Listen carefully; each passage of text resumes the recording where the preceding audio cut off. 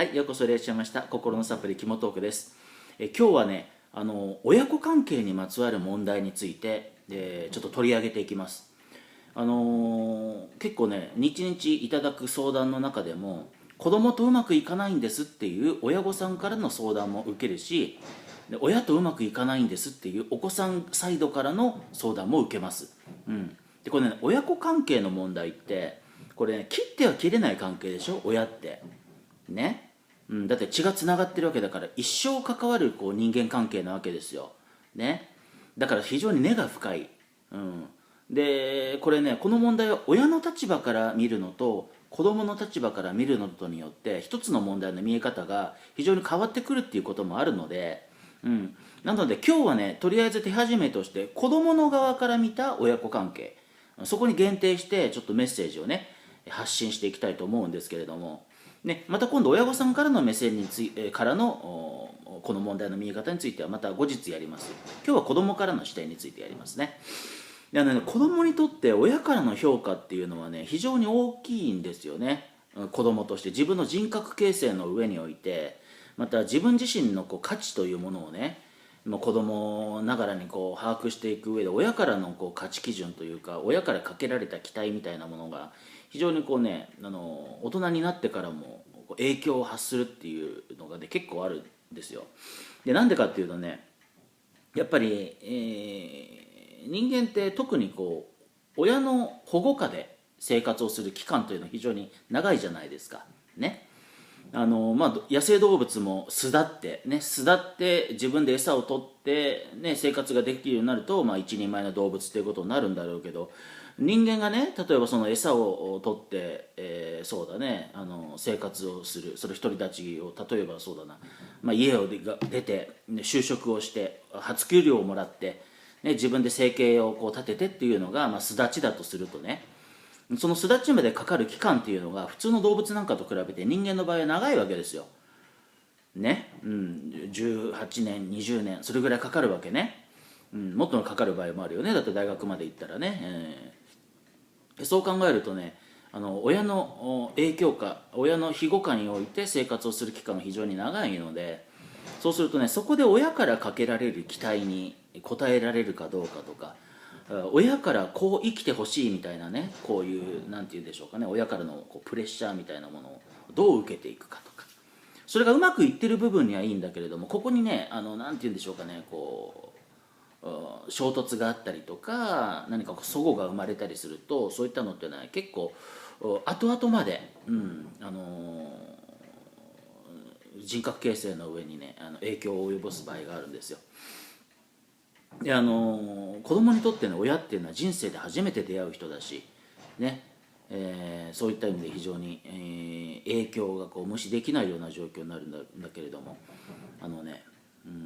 時によってその親からかけられる期待というものが、親はね、自分の子供に幸せになってもらいたいと思ってるはずなんですよ。だからそこでかけられるアドバイスというのはね、特に子供が幸せになるためのアドバイスとしてかけられているはずなんだけれどもね、だけれどもそのアドバイスの内容というものがそのアドバイスをしている親御さんの人生というか、そういったものをね、非常に大きく反映している場合があるので、例えば学歴コンプレックスがある親御さんね、自分があんまり学歴が良くなくて社会の中で辛い思いをしたり悔しい思いをしたことがある人っていうのは、子供に対してすごく教育に対して力を入れるっていうね、そういうことがよく起こるんですよ。もう自分と同じ苦しみをこの子に与えたくないとかね、この子がこんな恥ずかしい思い辛い思いをさせたくないという、親なりの愛情がベースにあるんだけれども、そこでね、愛情のキャッチボールというのがうまくいっていないと、子供の中にはね、僕は愛されてないんだね、学校でいい成績を取らないと僕は愛してもらえないんだというような解釈になってしまうんですよ。親としてはそんなつもりはないんだけれども、子供の側としてそれを愛情として受けられなくなるっていうことがまたあるわけ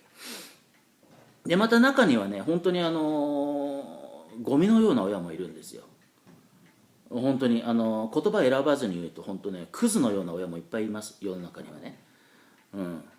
毒親ね、毒を持った親、毒親っていう言葉があるけれども、本当に子供に対して性的虐待をするような親だって言いますからね。虐待をしたり、あとネグレクトでね、食事も与えない、洗濯もしない、ね、そんな感じで育児放棄をしちゃってるような親なんかもいっぱいいますし、だからね、そういった話も私はすごくいっぱい聞いて、でね、こういう歌があるんですよね。父母も子供と共に生まれたり、育たねばならぬ子も父母もってね、こういう歌があるんです。これ私の大好きな歌なんだけれども、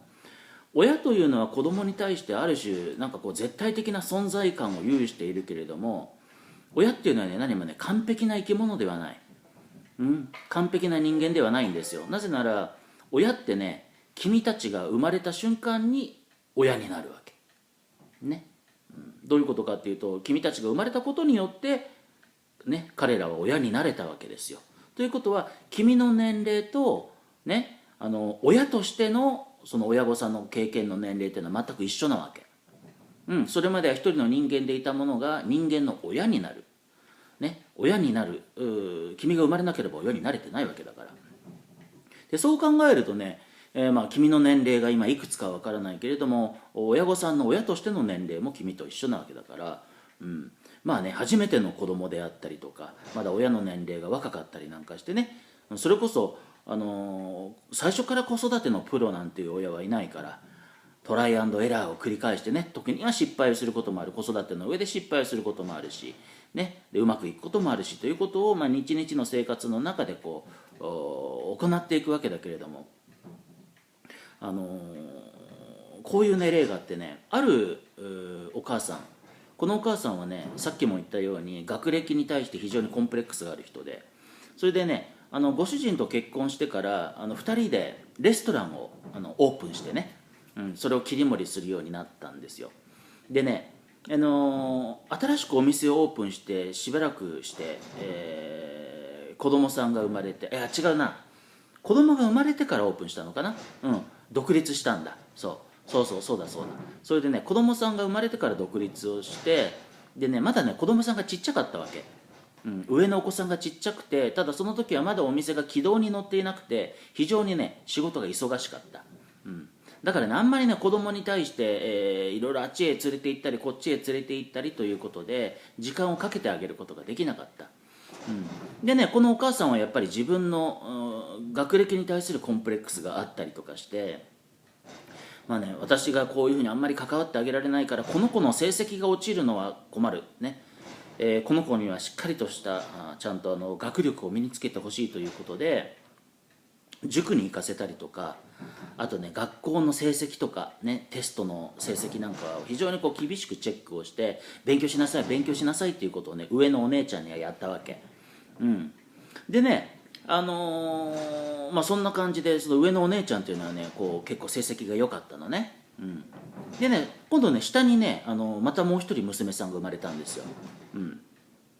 でその時にはね、だいぶお店が軌道に乗ってきて、他の従業員なんかも育ってきて、割とこう生活にゆとりができてきたのね。で子育ても2人目だから、なんて言うんでしょうかね、初めての子にこの時にかけていたような変な力みみたいなものも取れて、割とこうおおらかに、この子の長所を伸ばせていければみたいな感じの育て方をしたんですよ。だから上のお姉ちゃんと比べてやや勉強に対してガミガミ言わなくなったわけ。でガミガミ言われて成績が良かったお姉ちゃんと、スポーツなんかやっててね、それほど成績は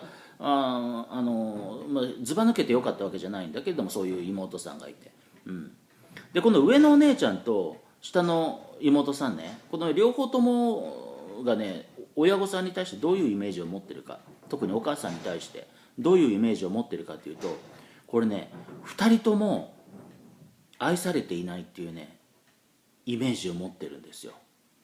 不思議でしょ。だって上の子の育て方と下の子の育て方って全く逆なんだよ、ね、だから上のお姉ちゃんが不満持ってるけども、下の子がね不満持ってないっていうんだったら話は分かるんだけど、両方ともがね愛されてないってこう思い込んでいるんですよ。上の子はどう思ってるかって言ったら、私はいつも褒めてもらえなかった、ね、学校の成績がいい時しか褒めてもらえなかった、親の期待通りじゃないと私は褒めてもらえなかった、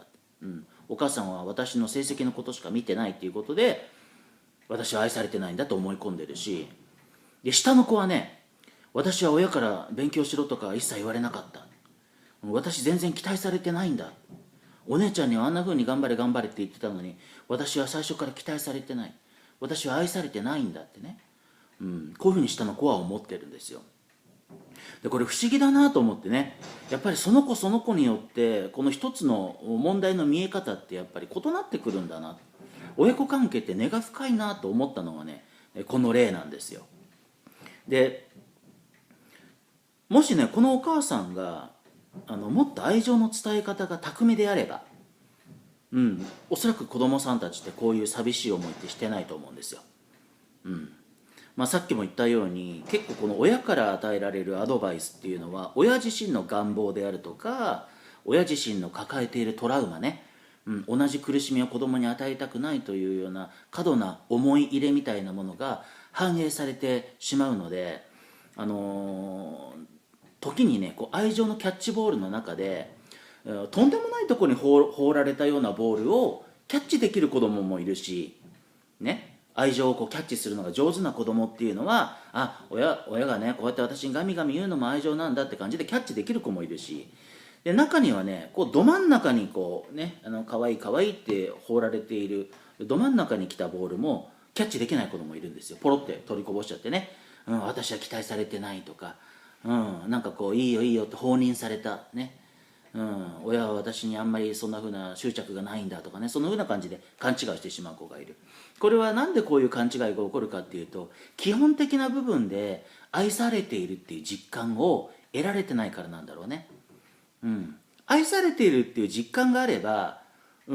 の親の行動の背景にあるものの考え方っていうものを洞察することができる。たださらに言うとね、親の気持ちが分かるから、こういういろいろ、私は本当はそんなにこんな風な感じの詰め込みの勉強はしたくないんだけれども、でも親が自分にこう愛情でこうやってくれているんだから、言ってくれているんだから、これに応えないとっていうことで愛情を感じているからこそ、自分自身をこうプレッシャーで押さえつけて苦しんじゃってる子供もいるのよ。だから本当にね、そのタイプによって問題がすごく複雑で、もうね、全部にこう間に合うような答えをドンと一本の動画でね答えを出すってことはこれ不可能なんですよ。それぐらい複雑だし、ケースバイケースなのね。だから限定的になってしまうので、繰り返しいろんな動画でQ&A みたいな感じで答えていくしかないんだけれども、そういった形で親からの評価というものが子どもにとっては非常に重要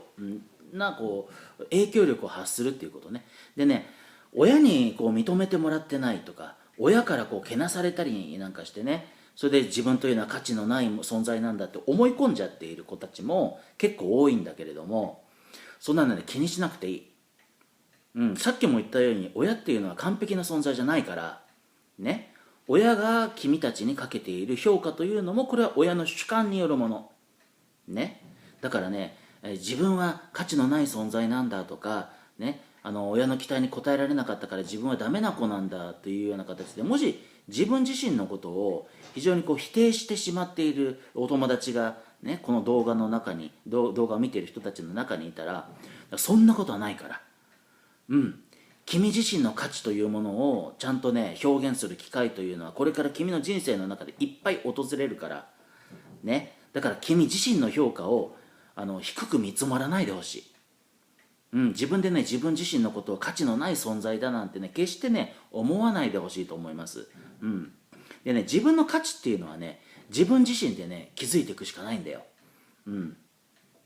でそうしてね努力していけば周りが必ず認めてくれるから、必ず認めてくれますよ。だからそうなってくると、親からこう与えられたなんかこういう、自分に対するマイナスのイメージ、セルフイメージみたいなものをね、これ跳ね返すことができるようになってくるからね。だから親子関係なんかで苦しんでいる、悲しんでいる、辛い思いをしているっていう方がいたら、直接メッセージくださいね。私の概要欄のところにメールアドレスなんか載っかっちゃってますから、そこに個別にこんな感じで苦しんでます、こんな親から言われた言葉が心に突き刺さってますみたいなメッセージがあったらね、私のところに送ってきてください。そしたらまたね動画の中で答えを出したり、個別に返事を書いたりすることも可能なので、そうした形でね、皆さんの持っている問題というのをどんどん寄せてください。ね、それによってこの答え、この動画の中で同じように苦しんでいる人たちに対するね、それを励ましのなんかメッセージを発信していくことができるので、ね、共にこの普遍的な問題になるけどね、親子関係に関する問題、家族関係に関する問題、兄弟の問題、いろんなものがあるかもしれない、ね、こういったものに今後この動画を介していろいろとメッセージを発信していきたいと思いますので、引き続きチャンネル登録と高評価の方もよろしくお願いいたします。ちょっとね長くなっちゃいました。また次の動画で、またこの続きをやりますので、はい、じゃあまた会いましょう。